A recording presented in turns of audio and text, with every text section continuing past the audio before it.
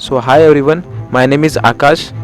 तो चलिए इस वीडियो में देखते हैं अपन जॉइंट इंडियन कोस्ट गार्ड जो मिनिस्ट्री ऑफ डिफेंस के अंडर जो वैकेंसी निकली है, तो हम इसमें इस वीडियो में डिस्कस करेंगे। तो चलिए स्टार्ट करते हैं। NavIC that is a general duty, मतलब कौन से पोस्ट के लिए वैकेंसी निकली है देखिए।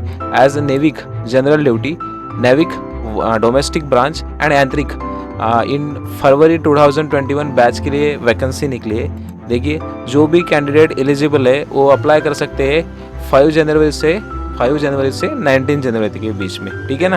तो चलिए कौन कौन उसका क्वालिफिकेशन, एज, जो भी सिलेबस है वो डिस्कस करते हैं। ऑफिशियल नोटिफिकेशन है तो आप इसको देख सकते हैं, ठीक है। तो एलिजिबिलिटी कंडीशन देखिए, the online application are invited for male Indian citizen, मतलब जो मेल है और इंडियन सिटीजनशिप इंडियन की, possessing educational qualification and age in prescribed below, जो भी दिया है for the post of Navik general duty, Navik domestic branch and Yantrik in the Indian coast guard as a arm force of the union, ठीक है। Educational qualification देखते हैं। Educational qualification for NavIC that is a general duty candidate के लिए 10+2 पास, that is आपका 10th पास होने चाहिए। फिर जो भी 10+2 12th HSC आप देते हो ना, तो HSC pass with maths and physics, मतलब यहाँ पे साइंस कैंडिडेट अप्लाई कर सकते from the educational board recognise by council of board for school education, ठीक है। COBSE जो भी है, मतलब आपने जिस भी स्टेट से मैथ्स और physics that is a science 12th class pass किए हो, आप अप्लाई कर सकते हो general duty that is a Navik general duty in Indian coast guard, ठीक है। सेकंड वैकेंसी है for the Navik domestic branch, इसके लिए 10 class pass from the educational board, okay. इसके लिए 10 क्लास रिक्वायरमेंट है।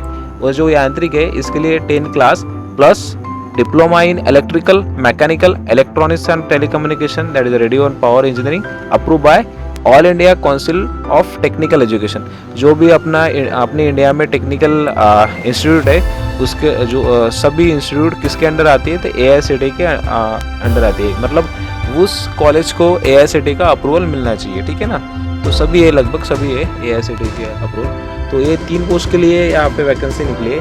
कितनी वैकेंसी है, क्या है, अपनी इसमें अभी डिस्कस करेंगे, ठीक है ना। देखिए एज जो है minimum 18 years and maximum 22 years apply कर सकते हैं, ठीक है।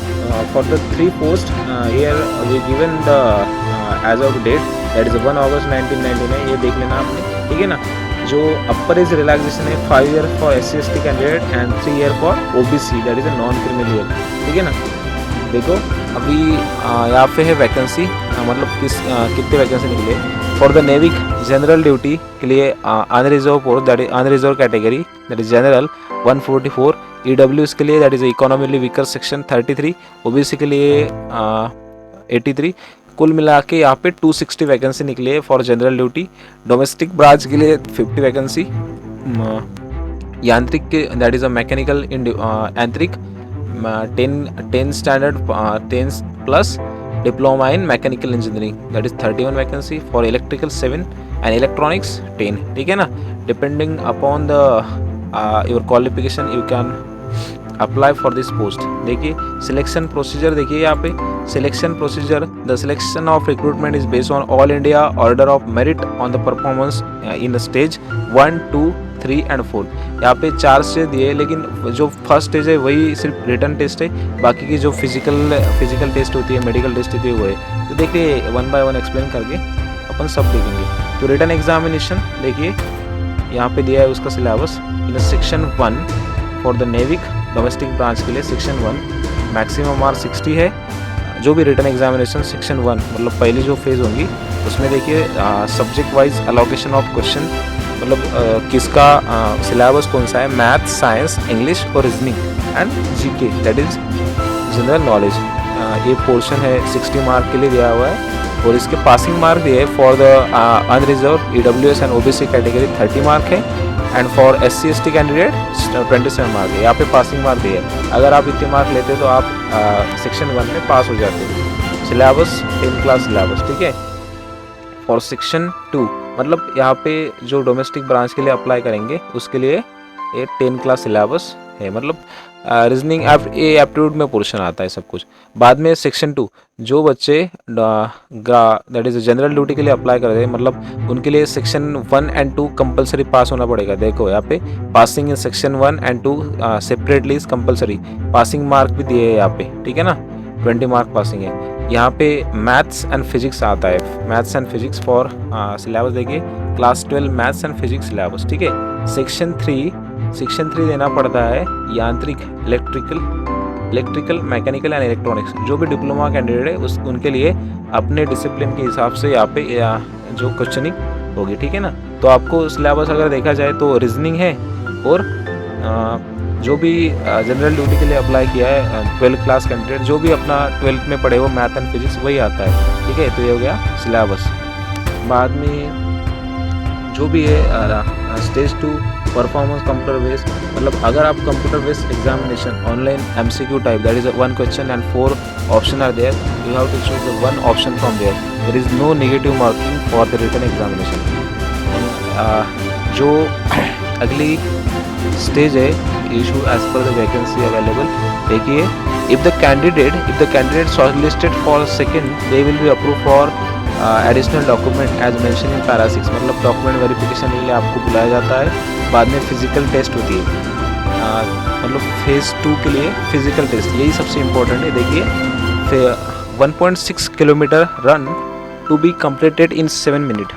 देखिए all India test physical fitness test to be carried out continuity without any break in a 3 test will leading to failing the physical fitness test। यही सबसे important है, आपको जो भी ये तीनों भी टेस्ट है एक साथ देने पड़ेंगे। 1.6 kilometre run to be completed in 7 minute, 20 squat up that is उठक बैठक एंड 10 पुशअप। ओके, आपको एक ही स्ट्रोक में पूरा कंप्लीट करना पड़ा, तभी आप स्टेज 2 क्वालिफाई करोगे। बाद में आपको डॉक्यूमेंट वेरिफिकेशन के लिए बुलाया जाएगा, पास फेल जो भी है, ठीक है ना।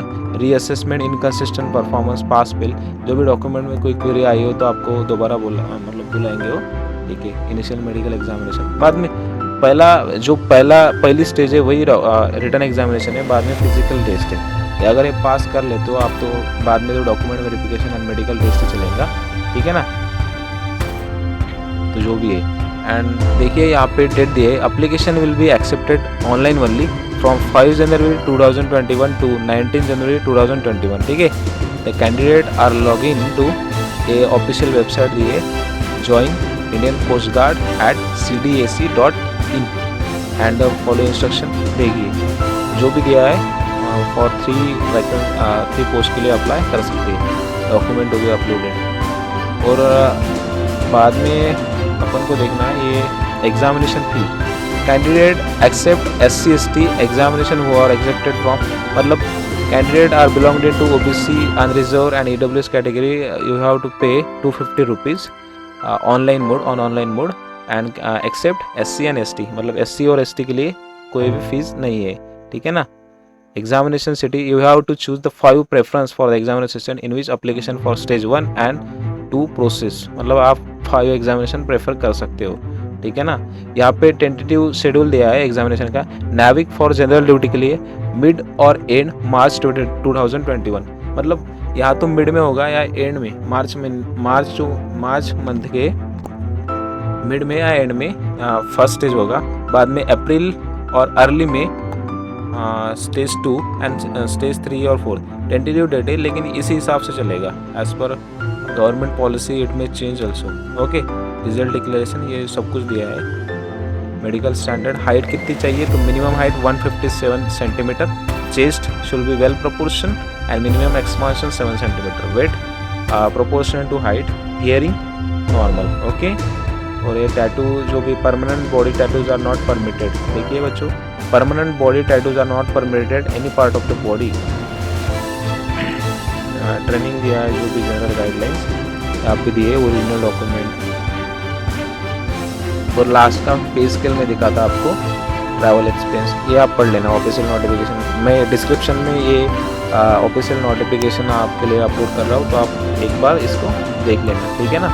तो पे पर कैन अदर बेनिफिट, नाविक के लिए जनरल ड्यूटी के लिए बेसिक पे है 21,700 एज पर पे level 3 and plus allowances, other allowances is also given according to nature of duty. NavIC that is a domestic branch के लिए बेसिक पे स्केल उतना ही है 21,700 as per pay scale 3 and allowances. Okay, for यांत्रिक diploma holder के लिए basic pay है 29,200 and in addition to allowance dearness allowances यहाँ पे दिए 6,200. ठीक है ना.